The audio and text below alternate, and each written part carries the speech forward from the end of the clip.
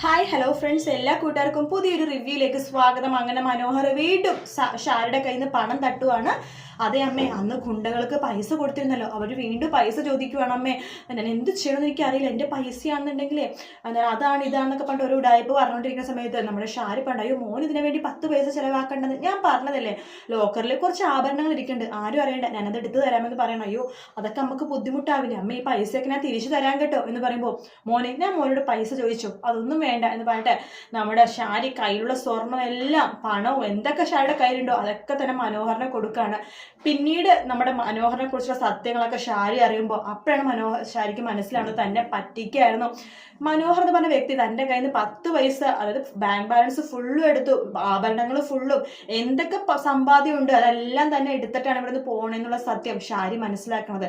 അത് മനസ്സിലാക്കുന്ന ഷാരിക്ക് ഭ്രാന്താവാണ്. കാരണം സ്വന്തം ഭർത്താവ് തന്നെ പറ്റിച്ചു, വഞ്ചിച്ചു, ചതിച്ചു.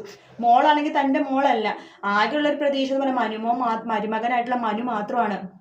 ആ മരുമകൻ ഒരു ഫ്രോഡാണെന്ന് അറിയുമ്പോഴേക്കും ഷാരിയുടെ അവസ്ഥ ഒന്ന് ആലോചിച്ച് നോക്കിയേ.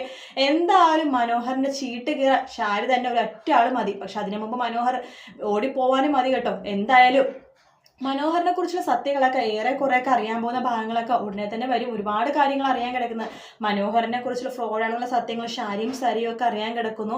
പ്രകാശൻ കാർത്തിക ആരാണെന്നും ലക്ഷ്മി ആരാണെന്നും അറിയാൻ പോകുന്നു. അപ്പൊ അങ്ങനത്തെ കുറെ, പിന്നെ താരയ്ക്ക് എന്ത് സംഭവിച്ചു, താരയുടെ കുഞ്ഞ്, അങ്ങനെ സംഭവങ്ങൾ. അപ്പൊ ഒരുപാട് സസ്പെൻസും കാര്യങ്ങളൊക്കെ ഉണ്ട്. എന്തായാലും നമുക്കത് ഉടനെ തന്നെ കാണാൻ പറ്റും, പെട്ടെന്ന് കാണാൻ പറ്റുമെന്നാണ് അറിയാൻ കഴിയുന്നത്. എന്തായാലും മനോഹർ ഫ്രോഡാണെന്ന് ആദ്യം അറിയേണ്ടത് നമ്മുടെ ഷാരി തന്നെയാണ്. എപ്പോഴും പൊക്കി പിടിച്ചടക്കാനുള്ള എന്റെ മനുമോൻ, എന്റെ മരുമകൻ എന്ന് പറഞ്ഞിട്ട്.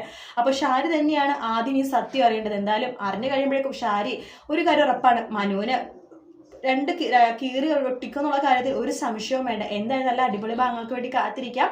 വീഡിയോ ഇഷ്ടപ്പെട്ടെങ്കിൽ ലൈക്ക് ചെയ്യാൻ മറക്കരുത്, സബ്സ്ക്രൈബ് ചെയ്യാൻ മറക്കരുത്. മറ്റൊരു വീഡിയോ ആയിട്ട് വീണ്ടും കാണാം ഫ്രണ്ട്സ്. അതുവരെ ടേക്ക് കെയർ, ബൈ ബൈ.